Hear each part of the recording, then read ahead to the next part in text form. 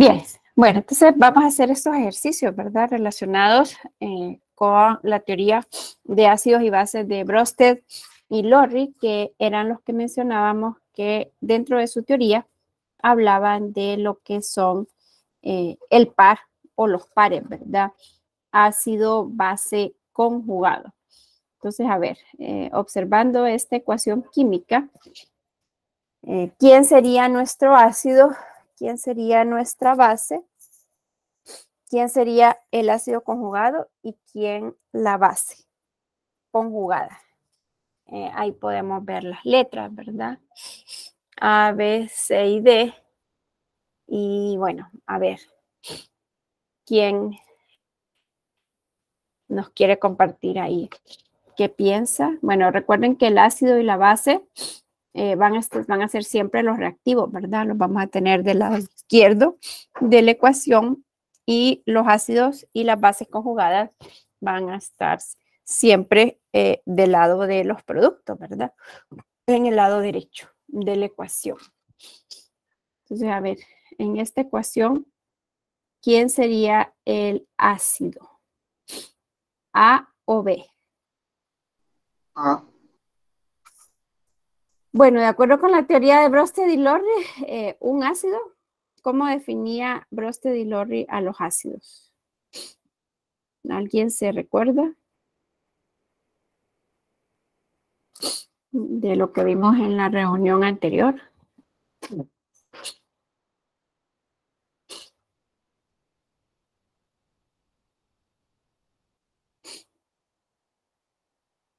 Bueno, entonces aquí les voy a compartir la presentación por si no les ha quedado tiempo de repasar, ¿verdad? Lo que vimos, Brøsted y Lorry definen, ¿verdad?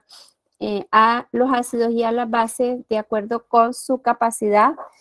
Por un lado, los ácidos para donar iones hidrógeno y por otro lado, las bases como sustancias que son capaces de captar, ¿verdad?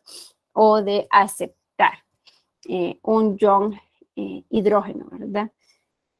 Eso es lo primero, ¿verdad? Tener claro sobre qué se basa la teoría. Y repitiendo, pues la teoría de Brøsted y Lorry se basa en la transferencia, ¿verdad? De iones hidrógeno. El ácido los dona, la base los acepta, ¿verdad? De acuerdo con eso, o repasando ese punto, ¿quién sería entonces? ¿Sería A realmente nuestro ácido? Sería el B, Lick. Sería el B, ¿verdad? Muy bien. Ahí tenemos que estar claros que tendría que ser B, porque B es quien tiene iones hidrógeno, ¿verdad? Para poder, para que puedan ser donados. Ahí pues lo que hay que tener como presente, ¿verdad? Y que ya a este punto ya deberíamos de poderlo manejar con soltura, ¿verdad? Es el hecho de las estructuras de Lewis, ¿verdad? Al ver al ion hidrógeno, tendríamos que pensar, vamos a abrir la pizarra que utilizamos la semana pasada, no, mejor vamos a abrir una nueva, mejor para no confundirnos.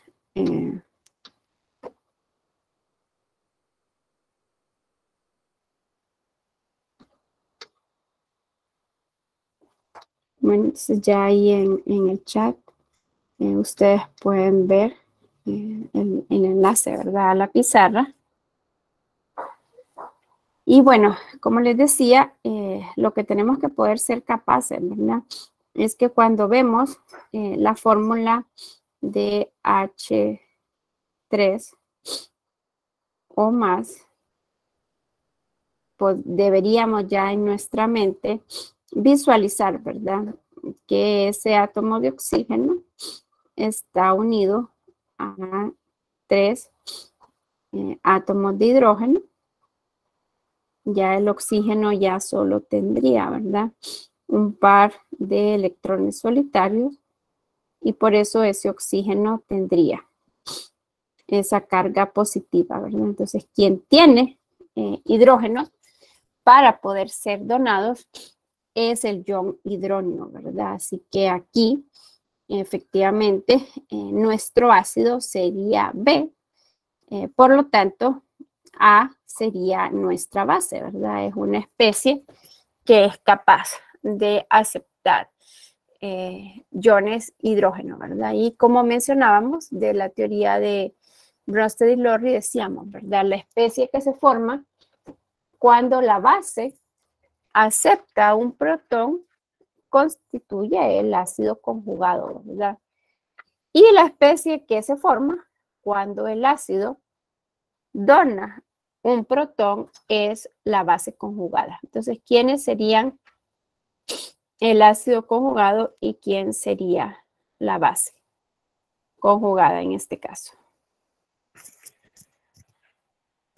Recordando esto que acabamos de mencionar, ¿verdad? Que la base conjugada se forma cuando el ácido dona su protón y el ácido conjugado es la especie que se forma cuando la base acepta un protón. Sería el D, Lick. ¿Perdón?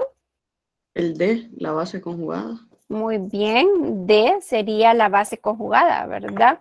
Porque pues es la especie que se formaría cuando el ion hidrógeno done, ¿verdad?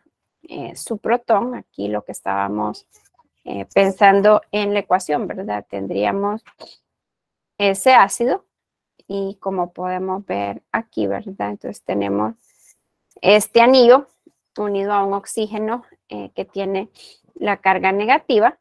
Tendríamos que estar de acuerdo, ¿verdad? Que el caso en el cual el oxígeno tiene una carga negativa es cuando tiene 3 pares de electrones solitarios y únicamente está formando un solo enlace, ¿verdad? Que en este caso pues es con el anillo. Lo que ya mirábamos en la reunión anterior, ¿verdad? Decíamos esta transferencia lo podemos representar a través de flechas, ¿verdad? O sea que este par de electrones, porque esta ecuación es una ecuación ácido-base de Bronsted-Lowry, pero también es una ecuación ácido-base de Lewis, ¿verdad? Este oxígeno le puede donar un par de electrones a este hidrógeno. Bueno, los 3 hidrógenos en este caso tendríamos que estar de acuerdo. Estos 3 enlaces son enlaces covalentes polares, por lo que estos hidrógenos son deficientes en electrones, pueden aceptarlos al unirse, ¿verdad? Este hidrógeno a este oxígeno.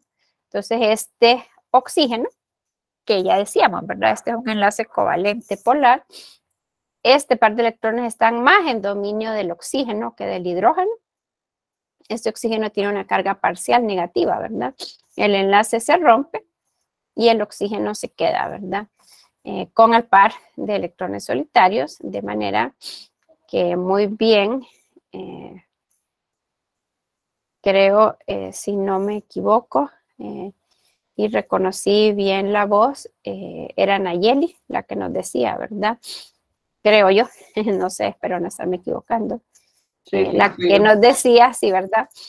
Que pues D era la base conjugada, ¿verdad? Ya habíamos dicho, este es nuestro ácido. Esta es nuestra, perdón, aquí voy a escribirlo completo para no confundirnos con las letras. Este sería el ácido. Esta sería la base. La especie que se forma cuando el ácido dona su protón es la base conjugada, que en este caso efectivamente es el agua, ¿verdad? El oxígeno ya solo queda unido a 2 hidrógenos. Y en este caso, pues este oxígeno queda unido a un hidrógeno, ¿verdad? O sea que nos quedaría de esta forma.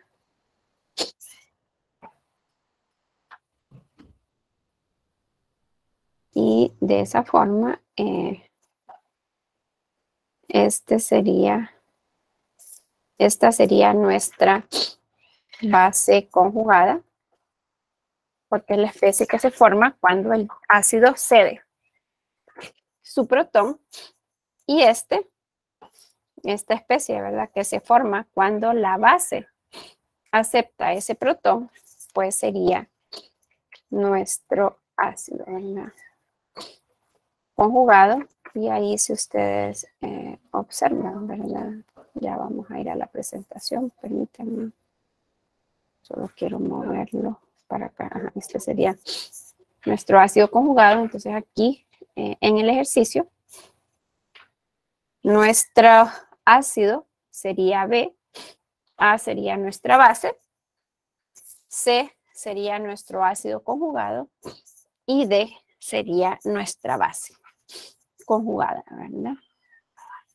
Bueno, bien, eso respecto a lo de la teoría de ácidos y bases de Bronsted-Lowry. Ahora, pues nos vamos a centrar en la de Lewis. Y dentro de estas especies que estamos aquí, que tenemos aquí, esas 4, ¿cuál de las siguientes actuarían como base de Lewis? Teniendo claro lo que ya habíamos visto, ¿verdad? En la reunión anterior, decíamos, ¿verdad? Lewis define, ¿verdad?, a los ácidos como cualquier molécula o ion capaz de recibir uno o varios pares de electrones, y una base es una molécula o ion capaz de donar, ¿verdad?, uno o varios pares de electrones. Y aquí entonces mencionábamos, ¿verdad?, ¿quién puede aceptar pares de electrones? Quien tenga orbitales vacíos o medio vacíos, ¿verdad? Es decir, cargas formales positivas o cargas parciales positivas. Y en el caso de una base, pues si va a donar pares de electrones, pues deberá de tener, ¿verdad?, pares solitarios. Bueno, entonces teniendo estas definiciones presentes, ¿cuáles serían o cuáles podrían actuar como bases de Lewis, de las que tenemos, de estas 4 que tenemos aquí?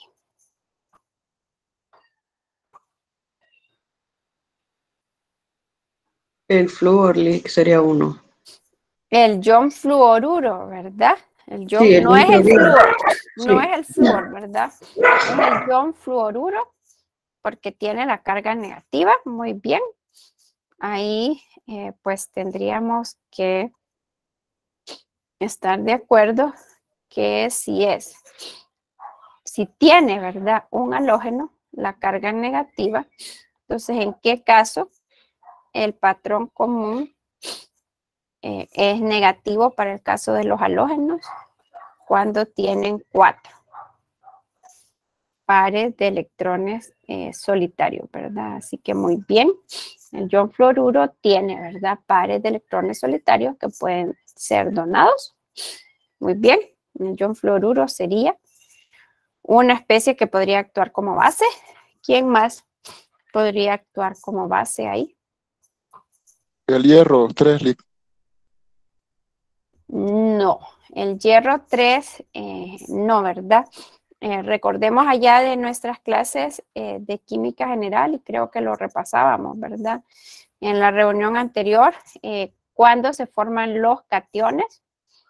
Los cationes se forman cuando, por ejemplo, ¿verdad?, si nosotros pensamos en el átomo de hierro, el átomo neutro, ¿verdad?, de hierro, tiene una configuración que es 1s2, 2s2, 2p6, 3s2, 3p6. Bueno, yo hablo más rápido de lo que escribo, ¿verdad? Pero 3p6. Yo aquí llevaríamos 2, 4 y 6 son 10, y 2 son 12 y 6, 18. Luego, si se recuerdan, iríamos a 4S2 y ahí llevaríamos 20, 2, 4, 10, 12, 18, 20. Y luego tendríamos 3D6, ¿verdad? Esta es la configuración electrónica del átomo de hierro neutro. Ya cuando nosotros hablamos de el catión hierro 3 más, pues aquí todos tendríamos que estar de acuerdo y creo que lo hemos repasado más de una vez. Los cationes se forman cuando los átomos pierden electrones. Allá en nuestras clases de química general aprendimos que los electrones que se pierden son los electrones de valencia, que son los que se encuentran en los niveles, en el nivel más externo, ¿verdad? Para el caso del hierro, es el caso de estos dos electrones que están en el nivel 4 y uno de los electrones que está en el nivel 3D, ¿verdad? En orbitales 3D. De manera que ya el ion hierro 3 más ya no tiene 26 electrones. Ahora tiene 23, ¿verdad? La configuración, aquí solo por rapidez, la voy a escribir así. La configuración sería 1S2, 2S2, 2P6,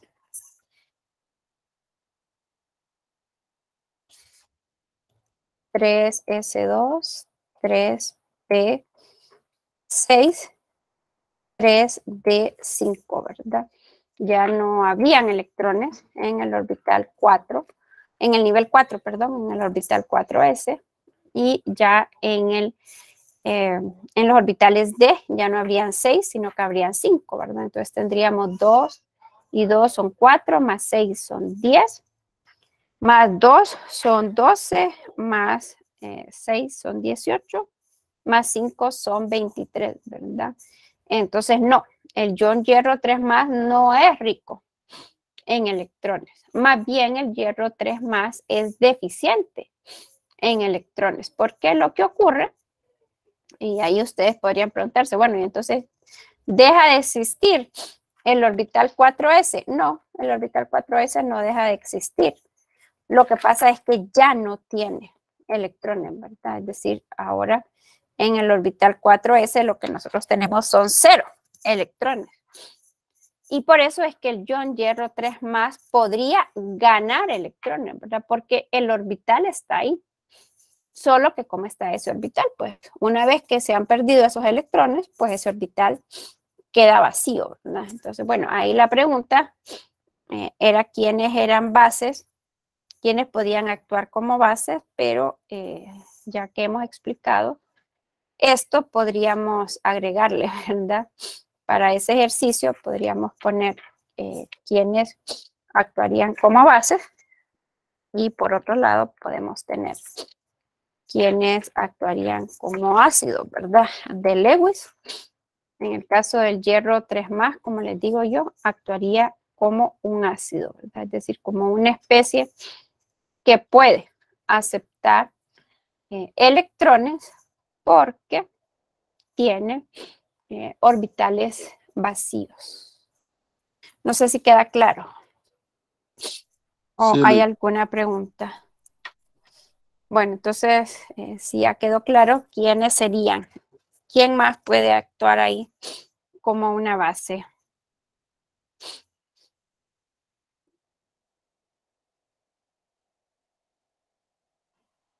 BH3 El BH3. El H2O. El H2O, el El agua. agua, ¿verdad? En ese Sí, el caso agua. sería el agua, como les digo yo, lo que tendrían y lo que me hace pensar es que no han ido estudiando y se lo repito, eso es algo que yo no puedo hacer por ustedes.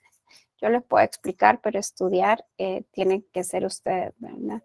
En el caso del BH3, que ya lo habíamos considerado, de hecho, en la reunión anterior, la estructura de Lewis nos dice que el boro está unido a 3 hidrógeno, ¿verdad? El boro que está en el período 2 sí cumple con la regla del octeto, ¿verdad? Es decir, su estado más estable es cuando tiene 8 electrones a su alrededor. En este caso, si ustedes se fijan, el boro solamente tiene 6, ¿verdad? 2, 4, 6. Todavía podría aceptar 2 electrones, ¿verdad? O sea que no. El BH3 no actuaría como base. El BH3 actuaría como un ácido porque aún puede aceptar electrones, ¿verdad? Para cumplir ahí el octeto. Si ustedes hacen la configuración electrónica para el boro, con número atómico igual a 5, sería 1s2, 2s2, 2p1. Y si se recuerdan, los orbitales p pueden haber hasta 6 electrones, ¿verdad? Entonces, por eso, de hecho, en la definición, aquí mirábamos, ¿verdad? Y decíamos, un ácido es una molécula o ion capaz de recibir uno o varios pares de electrones, ¿verdad? En el caso del boro, como decíamos, como él cumple con la regla del octeto, va a aceptar únicamente un par, ¿verdad? Para tener 8, pero habrán otros que podrán adoptar más de uno. Y como bien mencionaban algunos por ahí, efectivamente la otra molécula, la otra sustancia, ¿verdad? Que podría actuar como base sería el agua, ¿verdad? Si ustedes hacen ahí la estructura para el agua, entonces en este caso estamos hablando del oxígeno en su patrón común, que es cuando se encuentra formando 2 enlaces. Ay, no me quiere quedar bien este enlace. Donde está formando 2 enlaces y tiene 2 pares de electrones solitarios, ¿verdad? Entonces, como decíamos, las bases son especies que van a donar uno o varios pares de electrones. Para poder donarlos es porque tienen ellas que tener, ¿verdad?, pares solitarios. En este caso, ninguno de estos tiene pares solitarios, ¿verdad? Cuando pensamos en los cationes o, por ejemplo, aquí en el trihidruro de boro, no hay átomos que tengan pares solitarios, ¿verdad? Entonces no pueden donarlos. Por eso las estructuras de Lewis son básicas, ¿verdad? Ustedes con eso, por eso me tomé el tiempo, aunque es un contenido de las clases de química general, me tomé el tiempo de repasarlo porque es la base. Si realmente no tenemos, ¿verdad?, claridad con respecto a las estructuras de Lewis, eso nos va a causar un problema. Eso va a ser como las calles de Tegucigalpa, ¿verdad? Muchos baches que arruinan los carros. Así que si no tapamos estos baches, estas debilidades que tienen ustedes, lo que pasa es que van a arruinar, ¿verdad?, el curso. Así es tan claro como eso, ¿verdad? La base son las estructuras de Lewis. Bueno, bien, entonces continuamos. Bien, entonces ahora vamos a lo que decíamos, ¿verdad? De las flechas curvas, que ya lo habíamos utilizado en el primer ejercicio. Vamos a considerar este ejemplo, ¿verdad? En una reacción en fase gaseosa, la dimetilamina, que tiene esta fórmula condensada, reacciona con el cloruro de hidrógeno para formar este otro compuesto que vemos aquí, su fórmula condensada. En esta reacción, esta dimetilamina actuará como un ácido de Lewis o como una base de Lewis. Entonces les voy a dar un par de minutos para que traten ustedes ahí de escribir la ecuación en sus notas, en su cuaderno de notas, y luego lo vamos a discutir. Pero primero traten ustedes de hacerlo.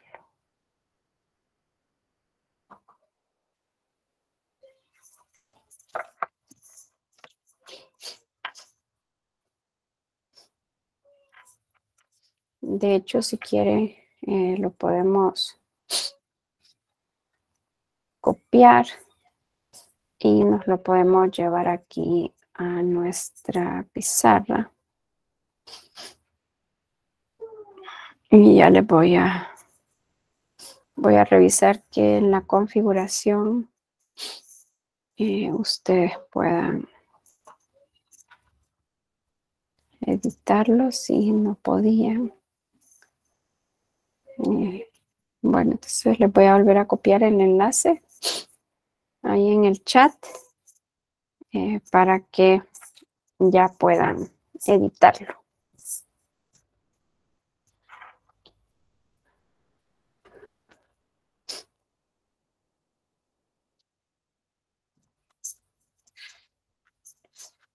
Entonces, quien quiera ahí proponer cuál sería la ecuación, ¿verdad? Y si quieren trazar las flechas, bienvenidos.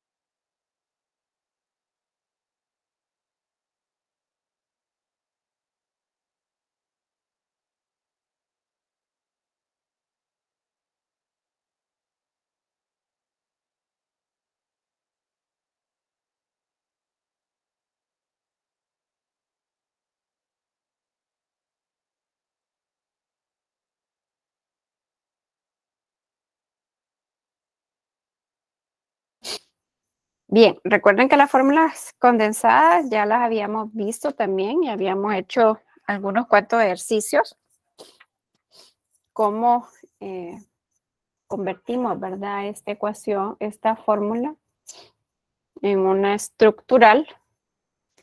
Y habíamos dicho, ¿verdad? La leemos de derecha hacia izquierda cuando nosotros queremos pasar de la fórmula condensada a la fórmula estructural. Así que lo que tendríamos que estar claros aquí es que este nitrógeno está unido a un hidrógeno, es decir, este hidrógeno está unido a este nitrógeno, pero a su vez este nitrógeno está unido a dos grupos CH3.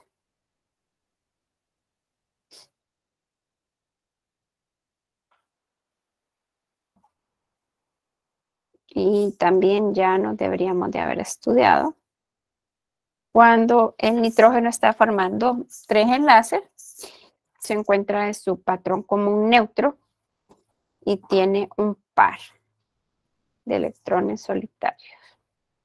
Luego nos dicen, ¿verdad?, que esta dimetilamina reacciona con el cloruro de hidrógeno y entonces tendríamos que saber de química general, ¿verdad?, que el cloruro de hidrógeno tiene un enlace covalente polar. Me causaba gracia esto porque porque me doy cuenta que varios profesores decimos esto. Esto lo vieron en sus clases de química general, de sus clases de química general, saben, y era una profesora que estaba dando anatomía y fisiología, ¿verdad? Y entonces decía yo, sí, se supone. Pensaba para mis adentros hoy que andaba en la universidad, ¿verdad? Y decía, asumimos, porque sabemos que es un contenido de química general, pero parece que no, ¿verdad? Esto es algo que debería de estar ya en su mente. El cloruro de hidrógeno es un compuesto covalente polar y luego pues ya esta ecuación, perdón, esta fórmula condensada la podríamos hacer estructural. Miren que aquí aparecen los corchetes. Si se recuerdan, también, ¿verdad? Ya en química general, cuando aprendieron la nomenclatura de compuestos inorgánicos, recuerden que los corchetes se utilizan para diferenciar de los paréntesis, ¿verdad? Entonces, en este caso, lo que nos están queriendo decir es que esto que está dentro del corchete es una unidad y lo que está fuera del corchete es otra, ¿verdad? O sea que tendríamos como que tratar primero de hacer la estructura de lo que está dentro de los corchetes. En ese caso, entonces podemos ver, ¿verdad? Que igual leyéndola hay 2 hidrógenos unidos a este nitrógeno. Y además, ese nitrógeno está unido a estos 2 grupos CH3.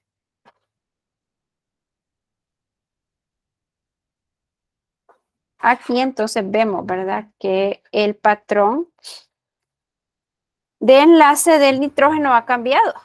Ya no se encuentra formando 3 enlaces, sino que ahora se encuentra formando 4. Y aquí ya deberíamos de saber que cuando el nitrógeno está formando 4, entonces tiene una carga formal positiva.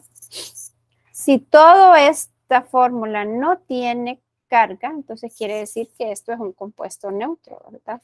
Si este tiene carga positiva, pero el final es neutro, entonces quiere decir que ese cloro realmente es un ion cloruro, ¿verdad? Entonces la carga negativa del ion cloruro cancela la carga positiva.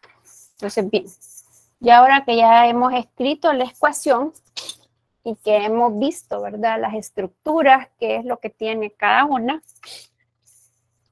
y que ya la hemos analizado, esta dimetilamina entonces como que estaría actuando, como un ácido o como una base de Lewis. Como una base líquida. Muy bien, estaría actuando como una base, ¿verdad? Es decir, al hacer aquí la flecha curva, ¿verdad? Este nitrógeno le daría su par de electrones solitarios a este hidrógeno que es parcialmente deficiente en electrones. Si aquí se va a formar el ion cloruro es porque este enlace que ya decíamos está polarizado, se rompe y el cloro se queda, ¿verdad? Con el par de electrones solitarios, ¿verdad? Y por eso es que se forma el ion cloruro. Y aquí hemos mostrado, ¿verdad? Cómo es que se forma esta especie, ¿verdad? O sea que muy bien. Aquí completando, ¿verdad? Cuando decimos en esta reacción, la dimetilamina actúa como base de Lewis. Bien, no sé si hay alguna pregunta, alguna duda de esto.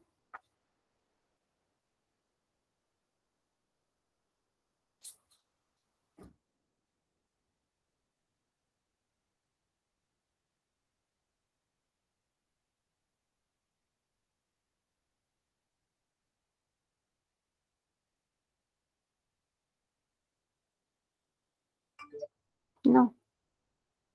Bueno, entonces continuemos con otro ejercicio. Estos son, recordemos, ya les había mencionado, regresando del feriado, vamos a nuestra primera evaluación, ¿verdad? Así que ya con esto estamos como cerrando, ¿verdad? Estos 2 primeros capítulos con estos ejercicios. Bueno, entonces, Hay otro término, hasta ahorita nosotros solamente hemos hablado acerca de las bases y los ácidos de Lewis.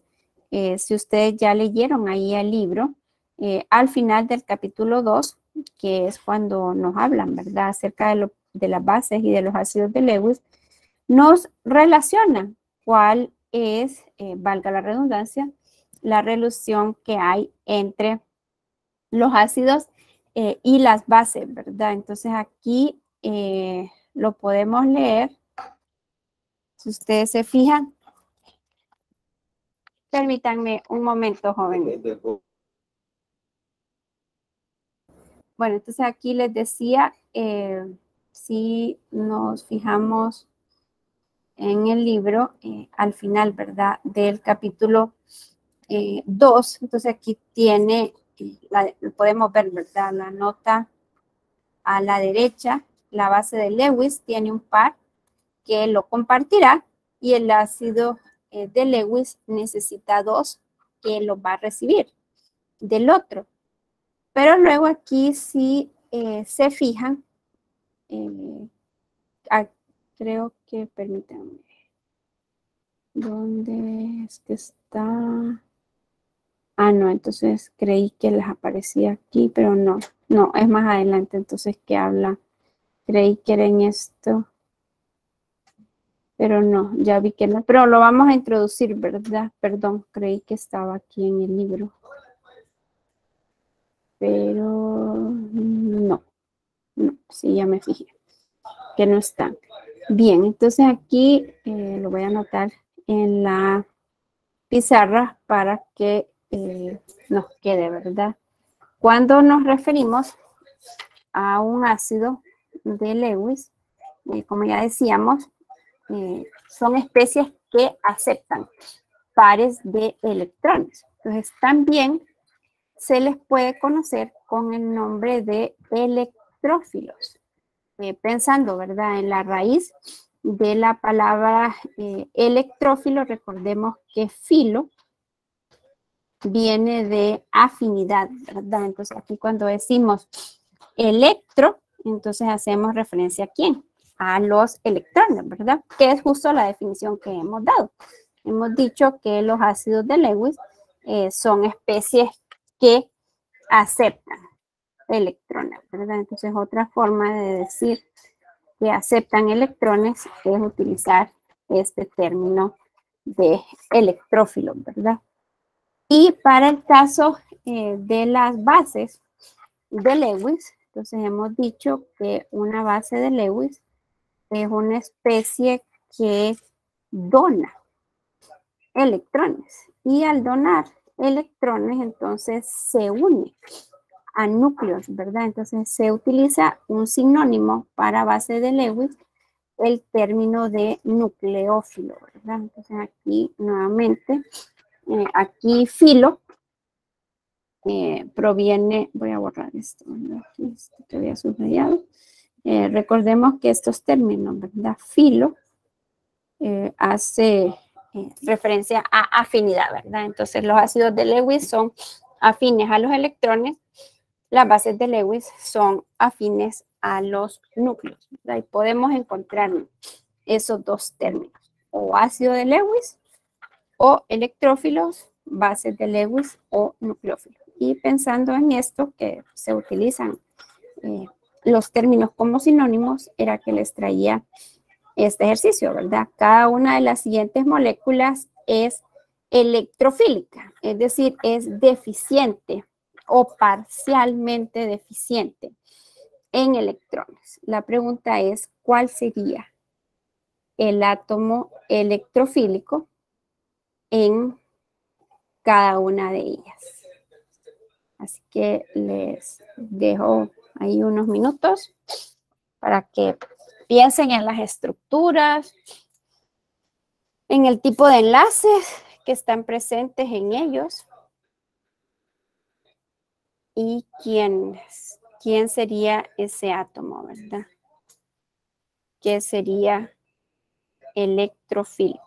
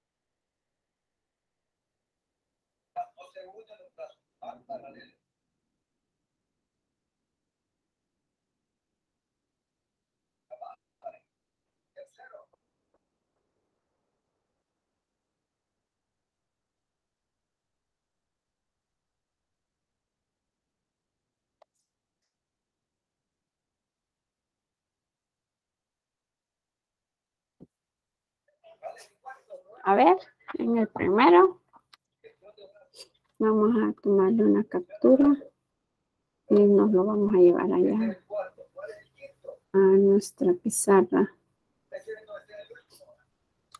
para analizarla, ¿verdad?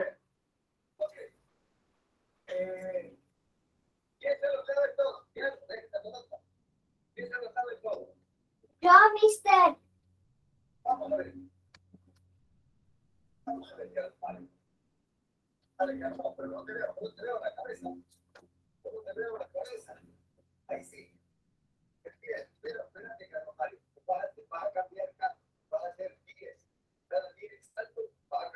Ok, entonces a ver, ya que los tenemos aquí. Bueno, hay uno que se ve claramente, ¿verdad? ¿Quién sería el átomo electrofílico? Cuando ya hemos dicho, ¿verdad? Que los electrófilos son los que aceptan electrones y si pueden aceptar electrones es porque son deficientes, ¿verdad? Aquí lo habíamos mencionado, deficiente o parcialmente deficiente, ¿verdad? En electrones. Y eso decíamos, ¿verdad? Lo reconocemos porque los deficientes van a tener una carga formal positiva y los parcialmente deficientes, aquí no lo puedo poner, pero son los que hemos representado por una delta, ¿verdad? Este símbolo que les ponía aquí, ¿verdad? Solo que no puedo poner letras griegas aquí. Y por eso se las puse así como D. Entonces, a ver, ¿quiénes cumplen con esto? Porque esa es la pregunta, ¿verdad? Si retomamos la pregunta, era, cada una de las siguientes moléculas es electrofílica, es decir, es afín por electrones, es un ácido de Lewis, y lo que nos están preguntando es que identifiquemos cuál sería ese átomo que aceptaría el par de electrones. Y como ya mencionamos, quien puede aceptar un par de electrones va a ser una especie que sea formalmente deficiente en electrones o parcialmente deficiente. Entonces, al ver las estructuras, ¿cuál vemos ahí claramente que es deficiente en electrones?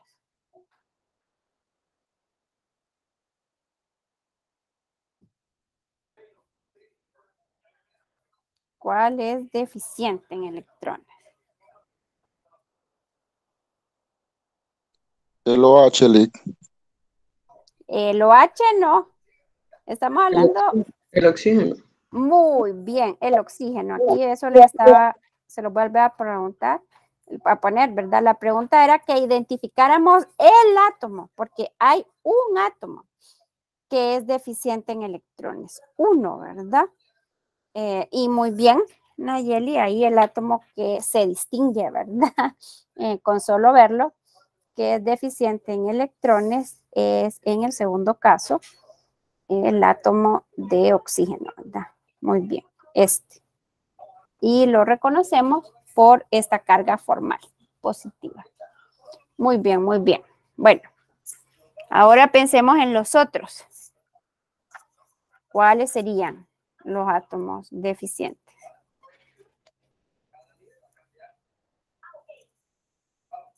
O parcialmente, ¿verdad? Ya decíamos.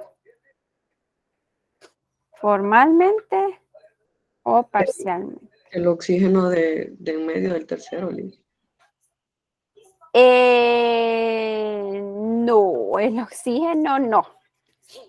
No, porque aquí, de hecho, lo que les quedaría a ustedes, y eso es como, dijéramos, lo primero es colocar, ¿verdad? los pares solitarios. Entonces, por ejemplo, este oxígeno tiene pares solitarios cuando está en su estado neutro, ¿verdad? Porque ya habíamos dicho, del patrón común, cuando el oxígeno está formando dos enlaces, tiene dos pares de electrones solitarios. Entonces, este también tiene dos. Este también tiene dos. Perdón, este tiene dos pares. Este también tiene dos pares. Y este también tendría dos pares. No. No serían los oxígenos. Definitivamente no serían los oxígenos. Los que serían electrofílicos. Aquí como, no, tampoco. Lo que tendrían que tener claro es esto. Que se los vengo diciendo desde que comenzó el periodo. Ya 2 semanas y media creo, que vengo diciéndoles que repasen lo del enlace covalente, lo del enlace covalente polar, no polar. Yo hubiera pensado que ya habían estudiado el capítulo 1, pero veo que todavía no lo han estudiado. Aquí tendrían que distinguir que, por ejemplo, este doble enlace es un doble enlace, porque ya habíamos dicho, ¿verdad? Hablábamos del enlace sigma, del enlace pi, dependiendo de cómo era el traslape de orbitales. Y esa era una forma de clasificar el enlace covalente, pero ya habíamos dicho, traemos una forma de clasificar el enlace covalente de las clases de química general, y es el enlace covalente polar y no polar, cuando los electrones que se comparten entre átomos con diferentes electronegatividades. Aquí ya ustedes deberían de saber, porque también esto es del capítulo 1, que esta unión de líneas es un átomo de carbono. Ese que acabo de colorear de rojo es un átomo de carbono. El carbono es menos electronegativo que el oxígeno. Ese carbono tiene una carga parcial positiva. En este caso hay un único átomo que es electrofílico. En este hay dos, ¿verdad? Y de hecho deberíamos de estar claros que estos carbonos son de hecho más electrofílicos que este, porque este carbono solo está unido a un átomo de oxígeno, pero estos dos carbonos están unidos a dos átomos de oxígeno que son más electronegativos que él, ¿verdad? Entonces, aunque seguimos poniéndole el término de carga parcial, realmente esta pequeña carga positiva o esta carga parcial positiva no es tan pequeña, ¿verdad? Es considerable porque está unido a dos átomos que son más electronegativos que él. Entonces, este tiene un solo átomo electrofílico, que sería este. Este compuesto tendría dos átomos que serían electrofílicos, que sería este y este. Y bueno, y en el caso de este compuesto, entonces aquí tendríamos que estar de acuerdo. Estos dos átomos tienen la misma electronegatividad. Este enlace, a diferencia de estos que mencionábamos, es un enlace covalente no polar, porque los dos átomos tienen la misma electronegatividad, ¿verdad? Entonces aquí sí, en este sería el único donde de hecho no habría un átomo que sería electrofílico, ¿verdad? Porque los electrones se comparten de forma igual porque ambos átomos tienen la misma electronegatividad, tienen la misma tendencia, ¿verdad? A atraer hacia sí los electrones. Es importante que repasen eso, ¿verdad? Yo les aconsejaría, busquen sus libros de química general, porque en este libro de texto que estamos utilizando nosotros de orgánica, si bien es cierto, lo repasan el tema, no lo hacen con tanta profundidad como lo hace un libro de química general, ¿verdad? Entonces, si les sigue dando problema esto, que tendría que haber sido un problema superado en su clase de química general, entonces al libro al que tiene que ir es a uno de química general. Busquen su libro de química general y repasen el enlace covalente, ¿verdad? La diferencia entre un enlace covalente polar y un no polar, porque si no lo hacen, como les digo yo, si no reparan ahorita el bache, la calle se va a destruir, ¿verdad? Y esto justo es tan importante que hoy que fui a poner el examen de bioquímica, cuando se lo revisaba a una muchacha, le digo yo, le faltaron ahí las cargas formales. Y como les he mencionado, ¿verdad? Lo que ustedes están aprendiendo es un lenguaje de la química. No porque ustedes lo escriban mal, es que el lenguaje cambia, no. Y es así, como cuando uno aprende inglés o aprende cómo se escriben las palabras en inglés, o usted no puede comunicarse en el idioma inglés, por escrito o hablado. Igualito estamos acá, ¿verdad? Estamos aprendiendo el lenguaje de la química. El lenguaje tiene sus reglas y no podemos cambiar las reglas. O nos las aprendemos o no aprenderemos el lenguaje, ¿verdad? Y eso es básico. Así que mi consejo sería que para este feriado, para estos días libres, repasen, ¿verdad? Repasen, porque todo esto que hemos visto, lo que vamos a evaluar, de hecho lo estamos evaluando, le hemos dedicado mucho tiempo, creo yo, más del que debimos, para un contenido que no es química orgánica, ¿verdad? Estos contenidos son de química general, pero como yo ya sé que siempre se dan estas situaciones, no podía comenzar de lleno con los contenidos de orgánica, sabiendo que están pues estos baches que hay que reparar. Así que propónganse, háganse un horario de estudio para estos 5 días, porque ya la próxima semana, el próximo martes, iniciamos con el capítulo 3, ¿verdad? Bien, jóvenes, pues eso es todo por hoy. Descansen.